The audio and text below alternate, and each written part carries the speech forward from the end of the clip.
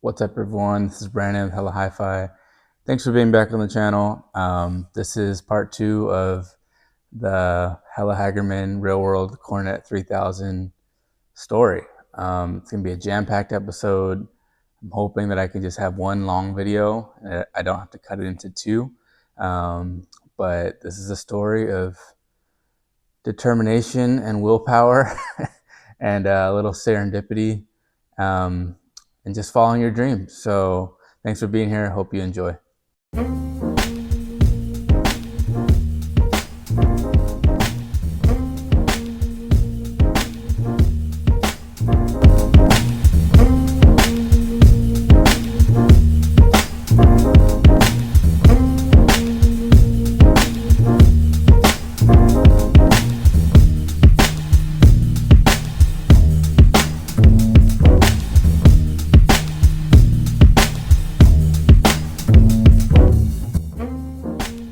So a couple things I'll kind of get out of the way before I get started. I just want to throw a couple disclaimers out there. Number one being that none of this was done with the consent in any way of Jim Hagerman. So if you decide to do any of these things that I'm going to mention that I did in this video, don't go crying to Jim if it doesn't work out. Number two is safety. Safety is a huge thing. If you don't feel comfortable or you don't feel like you have the knowledge or understanding and how to work with electronics, don't hurt yourself, don't hurt others, and just be the most thoughtful and wise you can be. Get help if you need it. Number three, I want to just say a big, huge thank you to Janos from Real World Audio. I'm going to be referencing a lot of his videos and content. He played an enormous role in this journey in making this Phono kit. And I just want to say thank you to him for the time that he puts in on his YouTube channel. If you have not been to Real World Audio's YouTube channel, please check out Janos' channel, support him, buy him a coffee on his Buy Me a Coffee page, give him money. He has the most expansive and detailed page you could ask for. If you're trying to grow as an audiophile and you want to evolve from being a quote-unquote baby audiophile, as he calls it, please watch his channel. It's incredible, and it's not just going to audio college, it's like going to audio grad school. He's a great teacher, and I've learned a lot from him, so thank you, Janos. Last one I want to throw out there is that talking about things in this video, it's not going to be necessarily in sequence of when it happened or when I made it. The reality is that living in Hawaii, parts take a long time to get here, whether they're from the mainland or from international. So I was kind of working with whatever I had to work with at the time, and a lot of these things were happening at the same time. This span of time that it took me to make this is also lengthened because I don't have a lot of time to myself.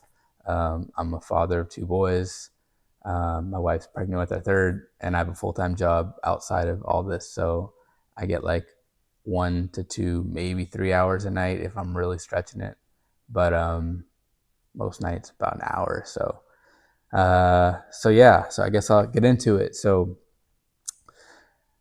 after watching the video that I talked about in my first part of this series, part 1, I referenced a video that Janos posted about the Hagerman Cornet 3, all about how to soup it up, how to add new components, and basically make it like next level amazing phono stage. So the first thing I decided I had to figure out was the resistors. If you look at the parts list on DigiKey of what Jim puts on his website for the Cornet 3 build, there's a bunch of resistors, different values, and if you look at the circuit board, there's resistors all over.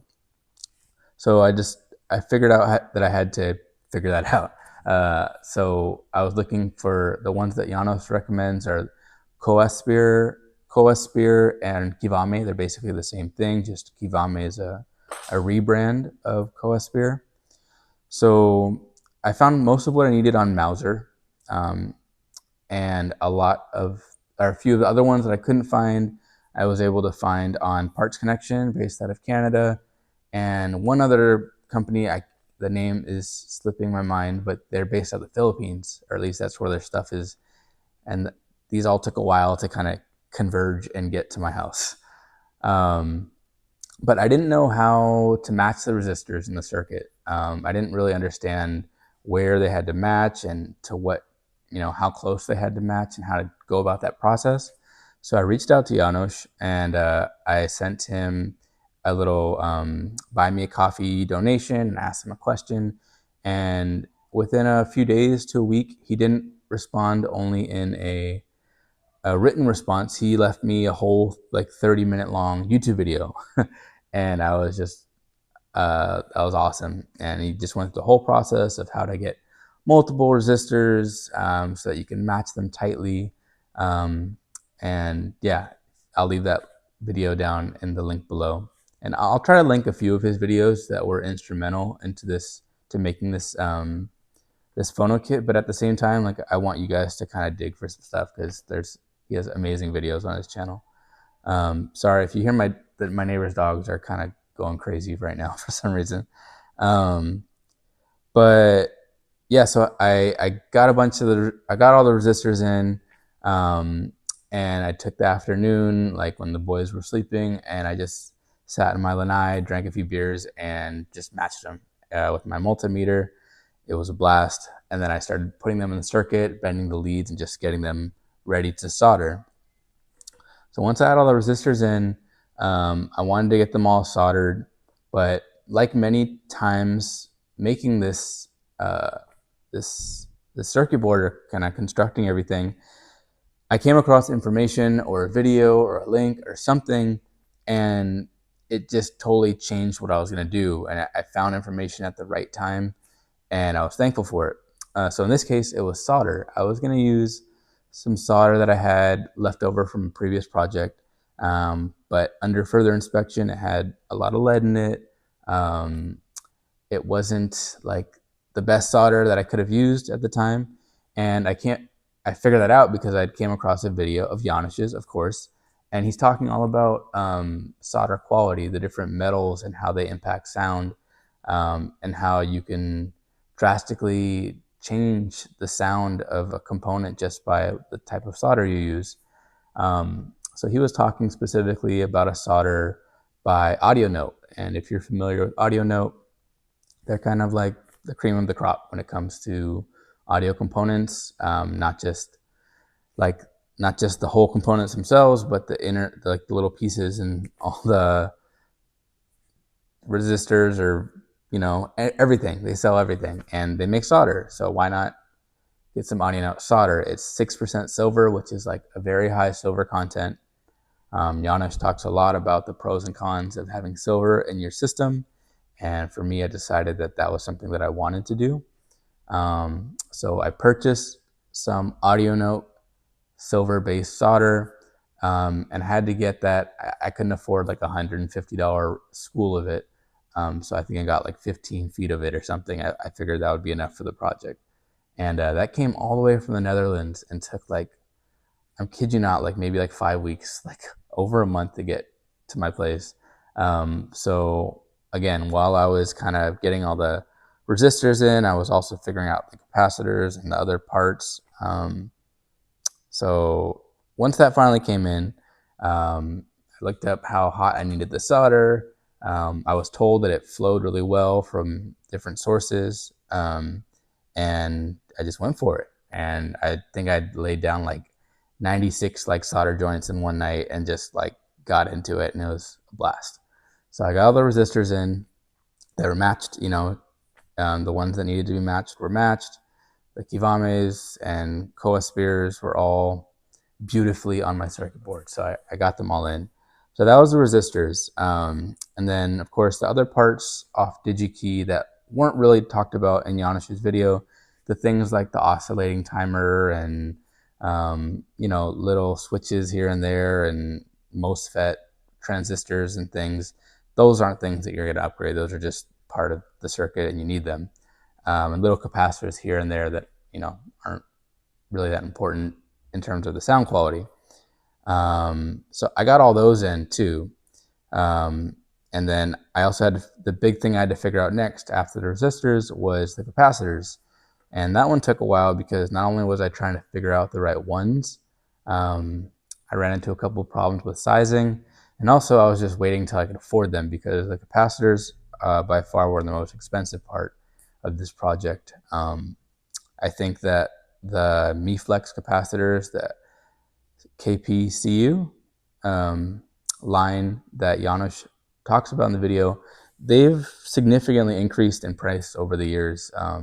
I've seen them talked about in forums where like they're 15, $20 each, and now they're like $30 to $50 each.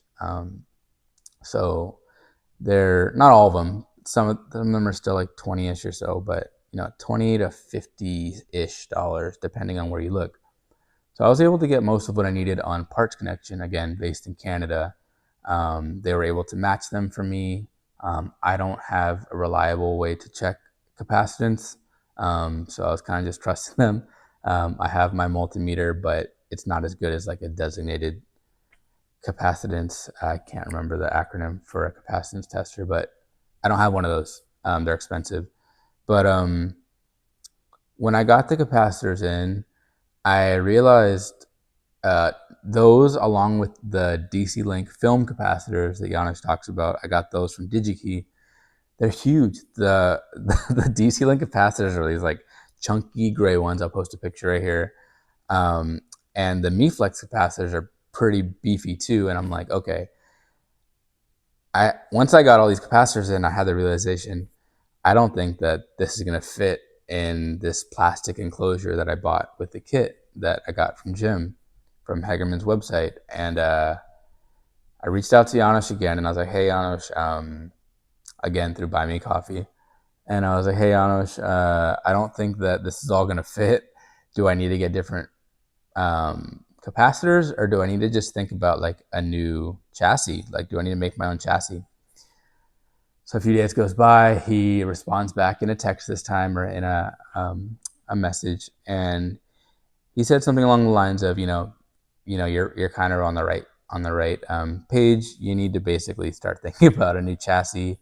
He apologized because I guess Jim used to have bigger chassis that he provided, but he's downsized in years. He's on his third iteration, so for whatever reason, it's a smaller box now, and not as much is going to fit in it.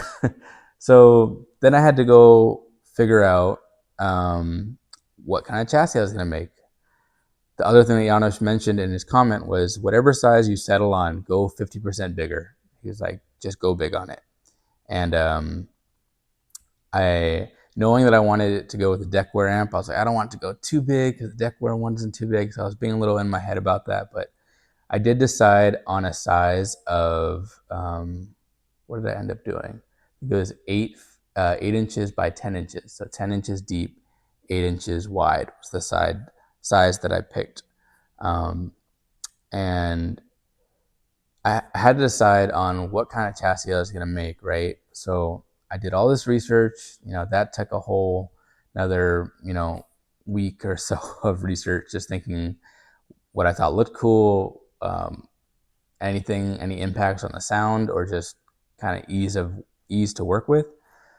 So I thought about getting a Hammond, like aluminum box. Those are things that people use. You can get those on like DigiKey and stuff. I was looking into the Hammond boxes. I saw some really cool like aluminum chassis, like all aluminum, that had like panel mounted RCA jacks and switches. And I was like, that looks really cool. So I was getting close to getting that. However, again, I came across something that came to me at the perfect time. It was a blog. I think it's called Wauwatosa. I don't know if I'm saying that right. Wauwatosa Tube Factory. The guy goes by WTF Amps. And I want to say it's in Missouri. I will double check that if I'm wrong, and I'll put a link to his blog. But this guy, he makes his own amps, phono amps and amplifiers, and he documents it all. And he has this really cool blog that talks all about, he's just educating about circuits, electronics, safety, you name it. Like, it's a very cool resource, and I'm really happy that I found it. But he has a section or a blog post specifically about how he makes his own chassis, and it's called Chassis on the Cheap. And basically his whole blog post is about how he makes chassis without any power tools other than a drill.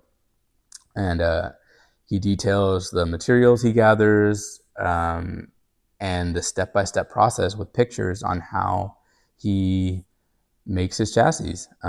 He gets into the thickness of the wood, the aluminum sheet metal he uses, how to drill the holes with a stepped unibit and a drill, how he finishes the metal with the sand, with a certain kind of sanding, how he makes the holes the right size for the jacks and the panels that he needs. And it's just a beautiful description on how to do this and cut the wood with the miter saw, like a hand saw and a miter box.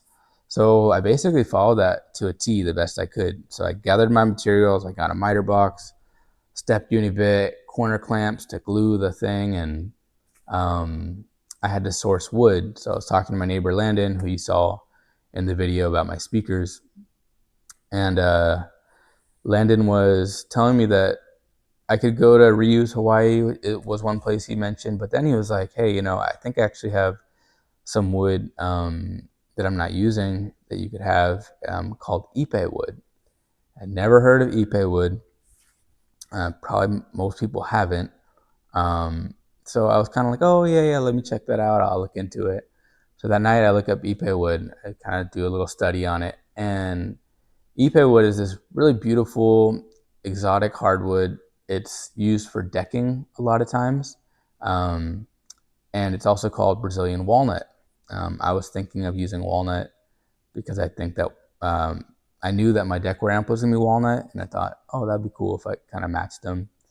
But he had this really cool Brazilian walnut known as Ipe, and I was like, okay. I texted him that night, and I was like, hey, that Ipe looks really cool.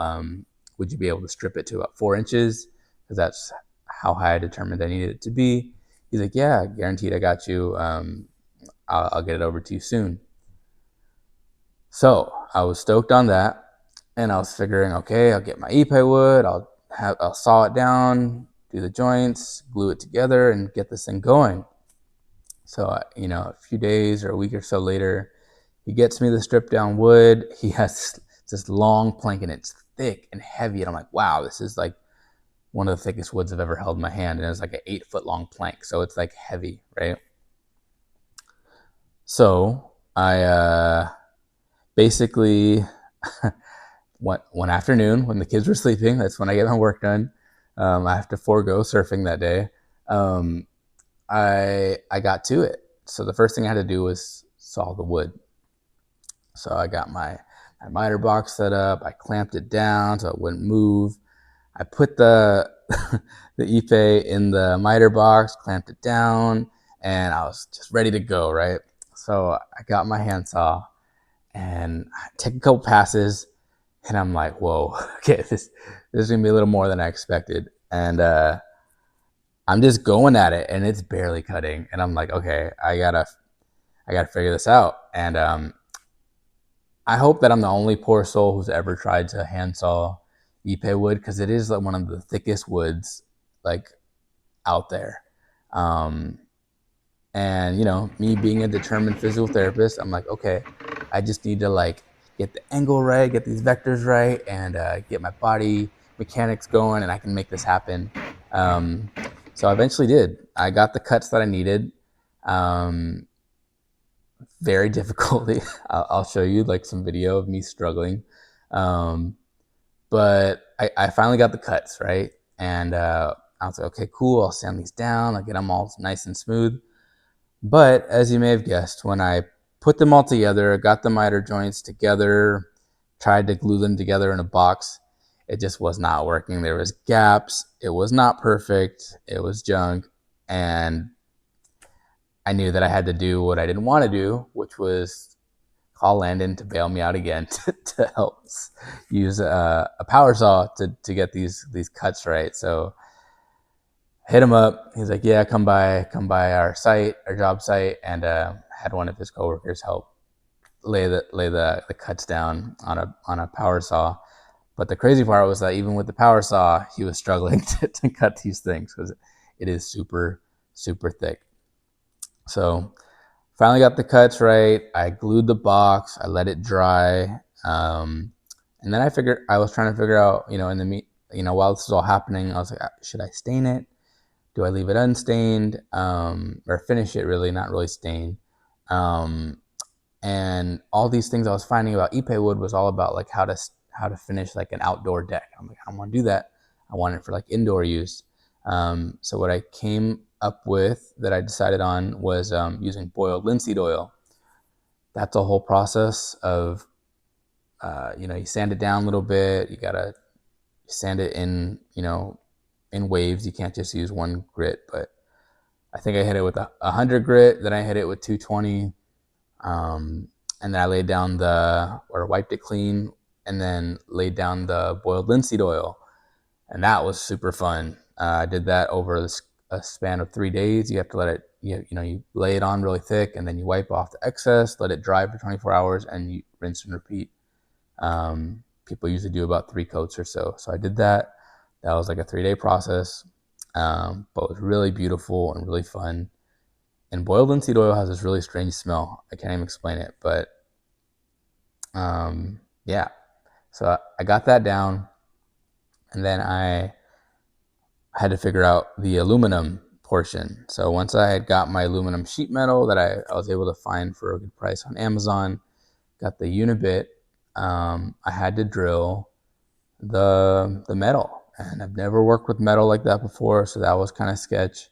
But I clamped it down, went really slow, and I figured out how to get the holes just right where I needed them. I had to measure.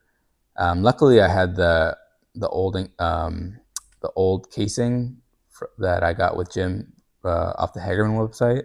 So I kind of used those as a guide for how big I wanted the holes, where I wanted them, the spacing. So I used the stepped unit bit. I drilled the holes and kind of just finessed it and figured out how I could use the bit to get it as close as possible to the size I wanted.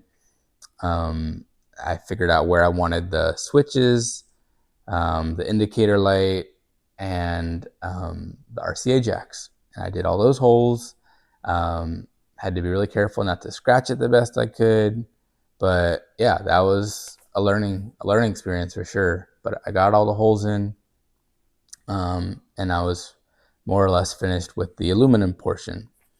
Figured out where I wanted the screws to be that would, screw them into the wooden skirt. So I figured that part out. And I also had a piece on the bottom. So the bottom piece, I had holes for where I would put my standoffs. The circuit board would be here. Components, the big chunky ones I was talking about, the capacitors, were underneath. And I had these standoffs that were like kind of tall and lengthy so that the pieces could fit underneath. The board would be here, and then the aluminum piece on top with the hole so the tubes could stick out a little bit. So I had to figure out all the sizing and how high things were supposed to be. So that was a whole process, but it worked out. And the standoffs, I had to figure out how to get standoffs that were tall enough and that I could screw into. So I screwed to the bottom sheet, screwed into the standoff so it wouldn't move. Had to glue down the capacitors or mount them in different ways to the bottom. And then the thing, after I got all that settled, I had to figure out how to finish the aluminum. So I kind of wanted to do, I thought of a couple different finishes, but I wanted to kind of give a nod to my old Marantz 2245, which would be phasing out of my system, the brushed aluminum look. So I found a cool YouTube video about how to brush your own aluminum using a wood block and 220 grit sandpaper, which I conveniently had, as you heard, when I was sanding the wood. So I'll post a little clip of that here, but basically using a wood block and starting it off with you have to get kind of like a router, do it with the wood block and the sandpaper, and then finish it with Scotch Scotch-Brite, the green little pads, and it came out really nice, like better than I expected. It looked beautiful, and so I got that squared away. Figured out how I was gonna get mount it onto the wood, and then I had to figure out the last thing I really had to figure out was wiring. So I had the resistors, the capacitors, all the other components all soldered in, got the chassis all figured out, and then I had to figure out how I was going to wire these capacitors to the circuit board. And there's ways to bypass the circuit board, go from one component to where it's supposed to go, but I'm not quite there yet. So I was just figuring out how to wire it to where it would go on the circuit board if it was like if the prongs were going in the circuit board. So clearly, I'm using much bigger components. So, a piece that's supposed to be this big is now this big. So the spacing is way off. So I had to figure out how to get the wires the right size, measure them, and had to figure out what kind of wire I wanted. So I was doing a lot of research about different kinds of wires. And again, I came across a video of Janos's all about how he makes his own wire.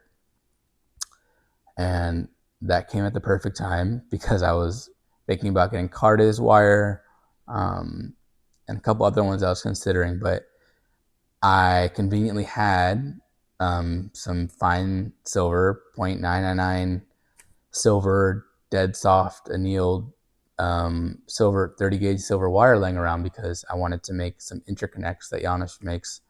But I was like, okay, I can use this wire now for my wiring. And basically what Janos does is he, depending on the use of the wire, you can make it different thicknesses. You use a drill and you twist it. You get how many lengths you need and then you twist it, and then you cover it with something that's super local, fighting tape. It's kind of like a KT tape, like a Kinesio tape. And he uses fighting tape because back in the day, they used to make one that had this carbonized titanium like black layering that he believes just helps slow down the oxidation of the wires.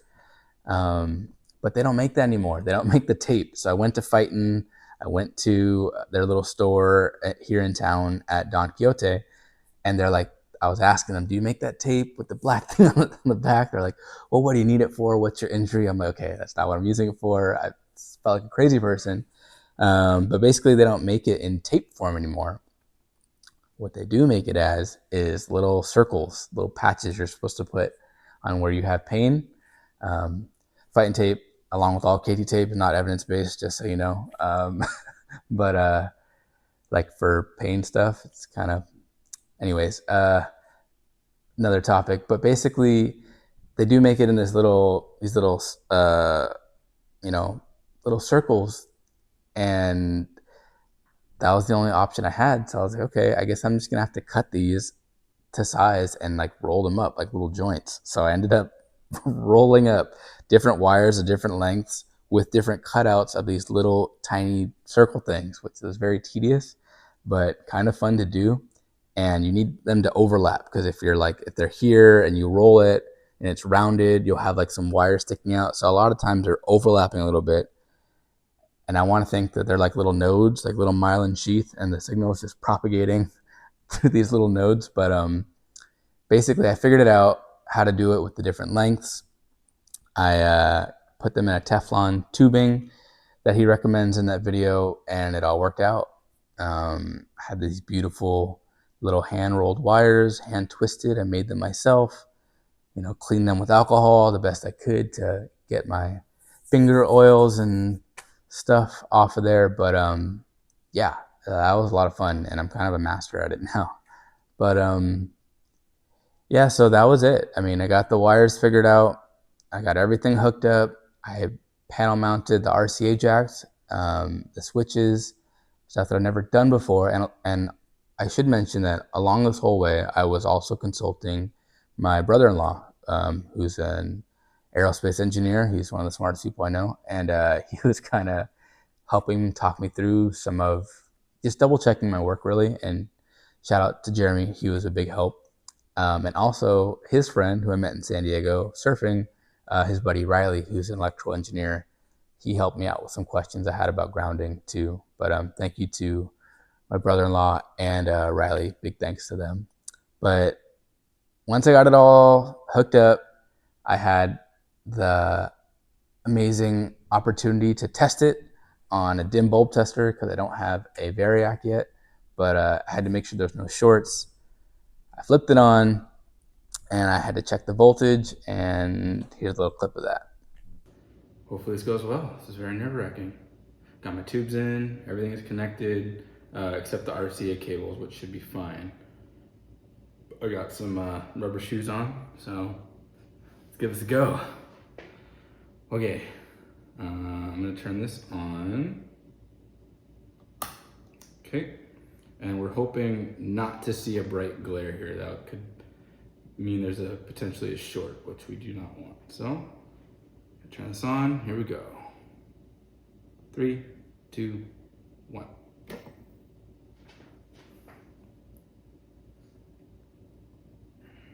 Okay, just gonna give it a second. That's great so far. I see my little tubes are glowing beautifully for the first time.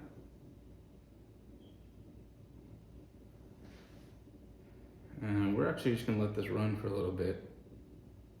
And I'll check some supply voltages. And good so far, let's go. So after I tested my voltages, I realized that I was a little short. I didn't have any shorts, but I realized that I was a little, I was coming up short on the B plus voltage. The B plus for the Hagerman Cornet 3 is around, I think it's 215 volts at the highest point. And I was sitting at like 196 or so, 195. And that's close to 10%, like within like range, but I wanted to get it as close as possible. So that was a whole week, 2-week long process of troubleshooting, trying to figure out if I had a bad solder joint. I reflowed a couple joints. I changed out a couple parts. I changed out the oscillator timing or timer, the LM555 or something. Reflowed a couple joints, and basically I got up a little bit in the volts, but I was still like not where I wanted to be. So I figured maybe it's the wall adapter I had. Maybe I just have kind of a bad, not as well regulated wall adapter as I could. Maybe I just need to, switch that out. So I looked around the house, and I did have a 2 amp rated 9 volt, wall adapter lying around, and I plugged it in, and I was at like 206 volts, and I was ecstatic because that's much closer to 215, and I figured that was good to go. So I closed it all up, put my tubes in, or my tubes are already in, but I should mention the tubes I picked. I have Amperex Bugle Boys and RCA for the 2 12AX7s, and then for the 12AU7, I got a RCA clear top. They're all NOS tubes, got from Brent Jesse, who's a dealer online that I've been following for a while. Heard a lot of good things about, but yeah. So I think the problem too with my voltage thing was the 12AU7 clear top, the RCA clear top. Doing a little research, I think that those draw a lot of current, like more so than other 12AU7. So I think that might have been my problem too. But once I got to like that 206, 207 volts, I was like, okay, that's very close. I'm okay with that. But I closed it all up. Everything fit. It looked beautiful. And I listened to it for the first time. I played my favorite Blue Note album, Tina Brooks' True Blue. And I'm going to tell you guys all about my impressions on the next video. So if you made it this far, thank you so much. I'll see you guys on part 3.